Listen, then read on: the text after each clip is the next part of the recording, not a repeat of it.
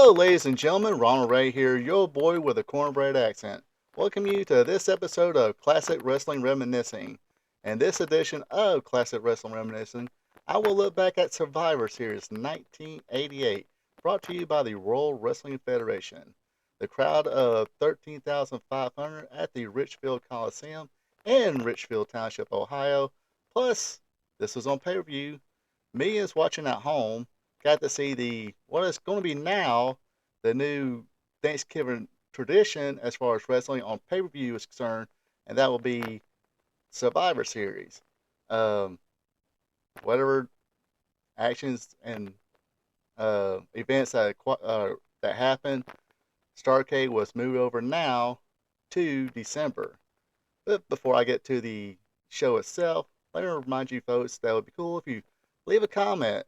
Let me know if you have any uh, memories of Survivor Series 1988. Also, leave a like button, and as always, be a champ and hit that subscribe button. Without no further ado, let's let her rip. Kicking off Survivor Series 1988 where teams of five strive to survive. It is Brutus the Barber Beefcake, the Blue Blazer, who is the brother of Bret Hart, and of course is the late great Owen Hart, Sam Houston, who is the brother of Jake Roberts and Rockin' Robin, former husband of Baby Doll, Jumpin' Jim Brunzell, Ultimate Warrior versus the Honky Tonk Man, Danny Davis, the Crooked Referee, not Nightmare Danny Davis, Greg the Hammer Valentine, Ron Bass, and Bad News Brown. Former tag team partners start this one out as Greg Valentine and Brutus Beefcake go at it. This was the period where Greg the Hammer Valentine was using the shin guard, and before he applied the figure four leg lock, he would turn that shin guard around, applying more pressure to the knee and getting that quick submission. Uh, Danny Davis would come in, but he didn't last long.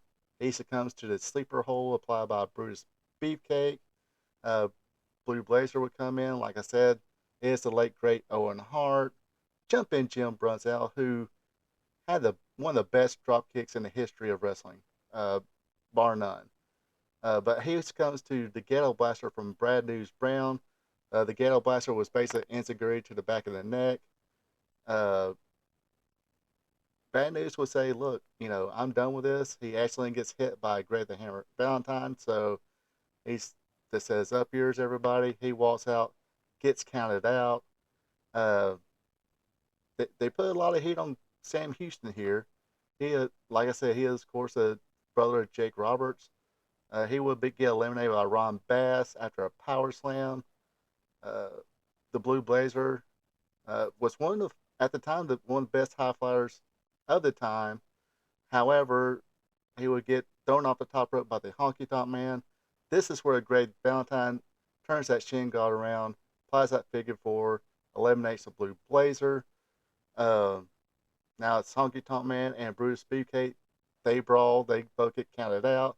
So it's Ultimate Warrior versus Greg the Hammer Valentine and Outlaw Ron Bass. But the Ultimate Warrior does prevail by hitting double axe handles to both of them.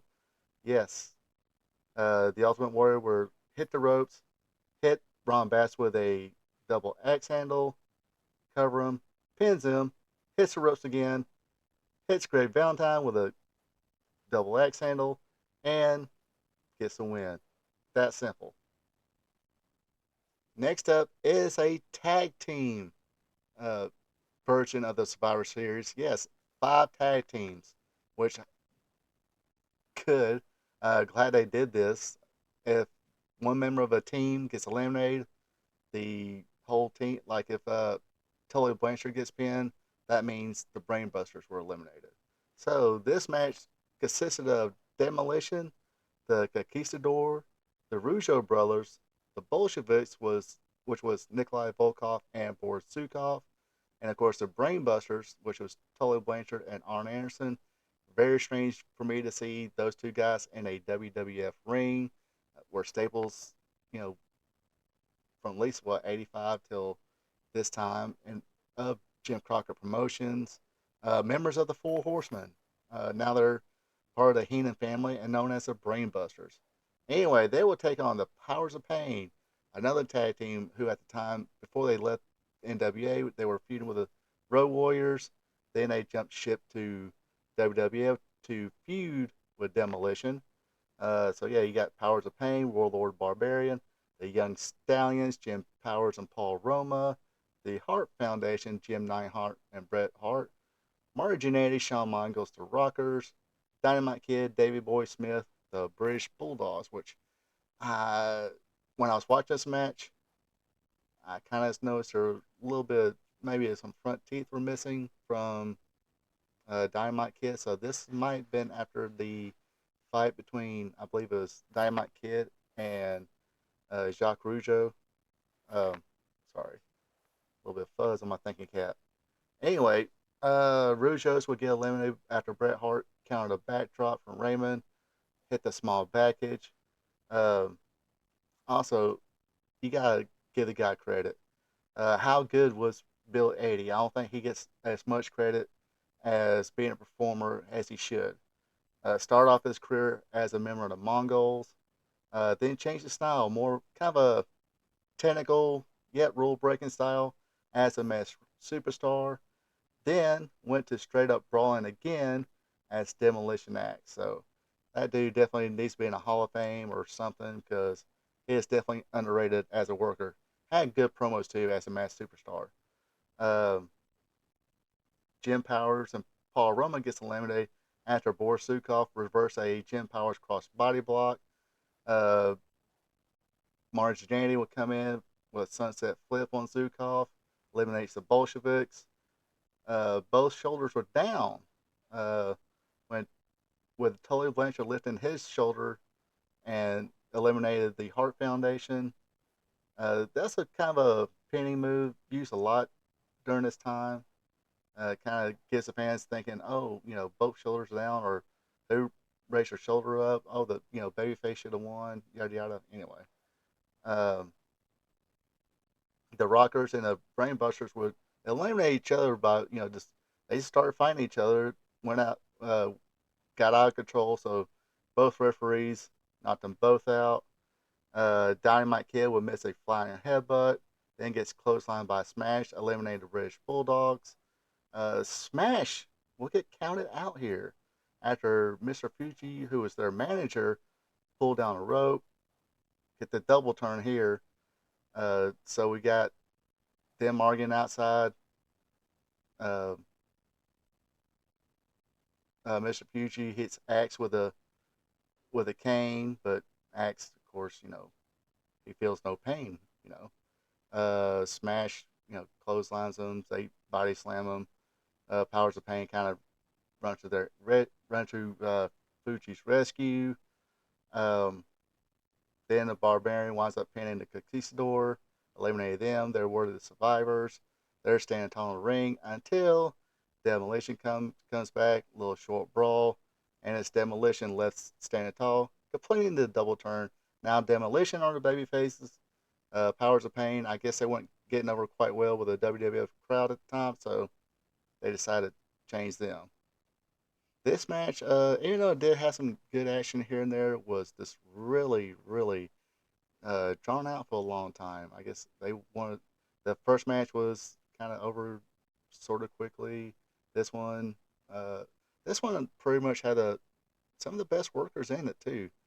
Because you had British Bulldogs, Brainbusters, uh, Bill 80, of course. I just put him over the Rockers, Brainbusters, Rougeos, all good workers. So they, I guess, decided to make them wrestle a little bit longer, fill some time. This one just feel drawn out. Got kind of boring after a while. All right, now we got match number 3, and literally almost a who's here. Andre the Giant with Rick Rude, Dino Bravo, Mr. Perfect, Kurt Hennig. Yes, they was calling. They was saying his full name, Mr. Perfect, using Mr. Perfect, but saying Kurt Hennig. Soon after this, I think they dropped the Kurt Hennig part and just called him Mr. Perfect. And the former king, Harley Race, uh, they went up against Jim Duggan, Jake Roberts, Scott Casey, who was replacing B. Brian Blair, but B. Brian Blair left the company. But B. Brian Blair was scheduled to replace Junkyard Dog, who also left the company. So yeah, kind of a last minute substitute there with Scott Casey. Of course, you had Ken Patera and Tito Santana. Rick Rude will hit the Rude Awakening on Ken Patera.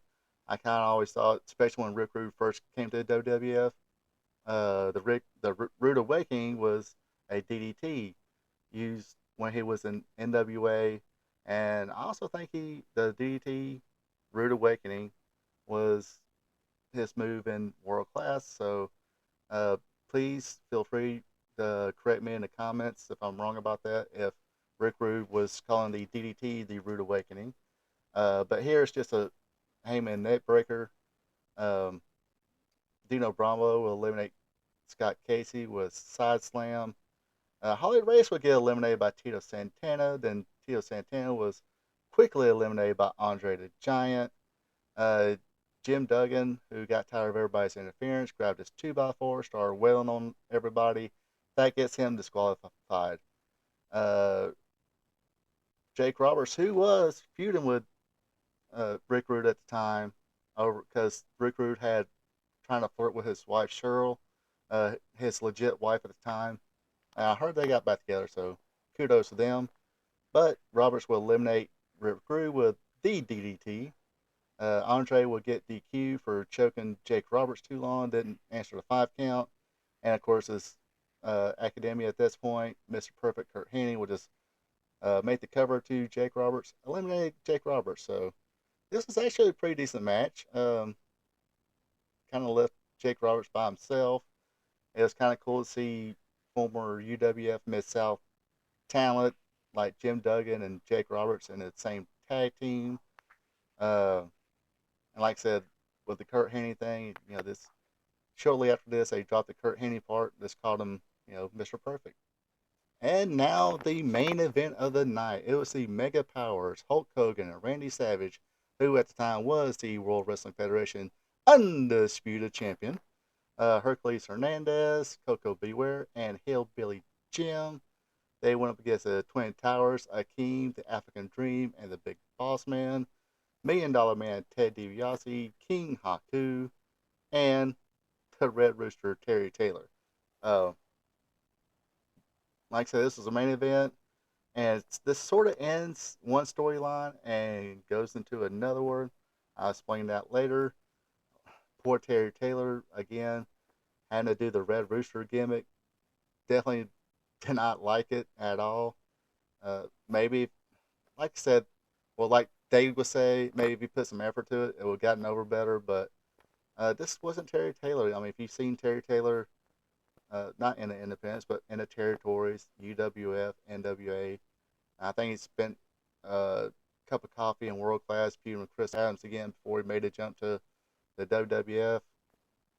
Um, and supposedly the rumor is he was supposedly going to be the original Mr. Perfect, but it did suit Kurt Hennig a whole lot better than it did him. Terry Taylor did have that kind of Ric Flair clone type vibe with the robes, and sometimes we use the figure four, but his finishing move, of course, was the 5 arm. When he came to WWF, uh, he's Red Rooster, so was the guy used for a finishing maneuver? The chicken wing submission hold. Anyway, Terry Taylor, Red Rooster, he gets eliminated by Randy Savage by that world famous top rope elbow drop. A 747 splash by the one man, I mean, Hakeem the African Dream on Hillbilly Jim. Sorry. This is one of the reasons I hated WWF back then. It's because they would take people and then change them. Like, Hakeem actually came in as a one man gang, then they changed him to Hakeem the African Dream. Anyway, he eliminates Hillbilly Jim. Hercules Hernandez will get eliminated by the Million Dollar Man Ted DiBiase. Hey, at least it was kept got to still be called Ted DiBiase. That never changed. Just they just kept calling the Million Dollar Man Ted DiBiase.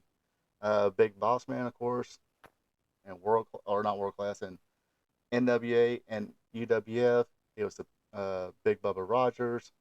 but they call him the Big Boss Man because he was a legit corrections officer at the time. Um, so they say, hey, you're just going to have that gimmick. He would get counted out as he was handcuffing Hulk Hogan. King would get disqualified. Hulk Hogan would clothesline Heenan and Slick, allowing Elizabeth to go get the keys, freeing Hulk Hogan. Hot tag to Hogan, leg drop to Haku. Mega Powers win, or the Mega Powers team wins. The surviving members, of course, being Randy Savage and Hulk Hogan.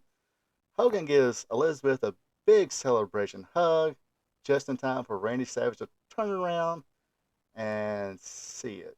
Which that's kind of how they, Elizabeth got between them, raised both her arms, but you can kind of see that look in Randy Savage's eyes. He wasn't too happy about it. That's where they turned it off, turned the pay per view off.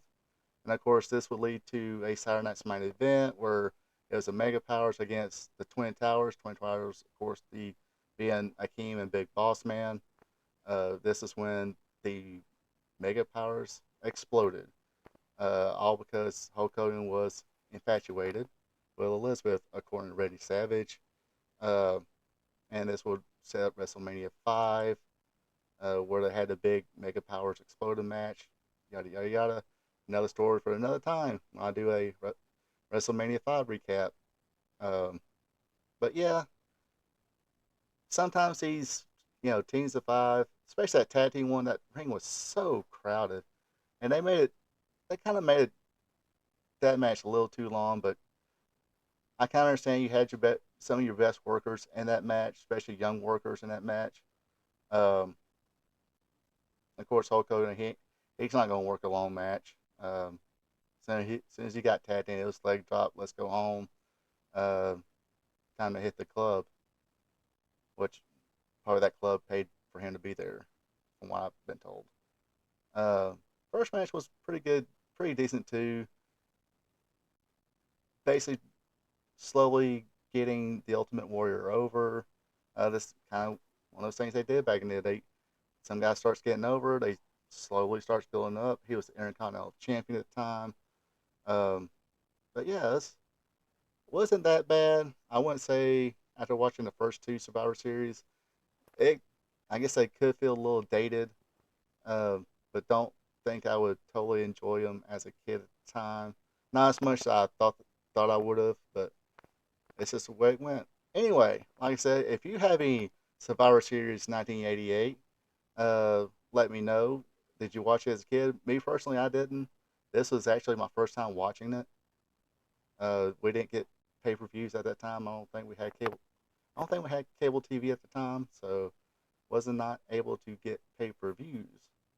Um, and I'm pretty sure I would have to beg to get a pay per view because they were pretty pricey at the time. But anyway, that does it for me for this edition of Classic Wrestling Reminiscing. Hope you all had a great Thanksgiving weekend. Until then, you folks have a good one and take it easy. Thank you for checking out my video. I really do appreciate it.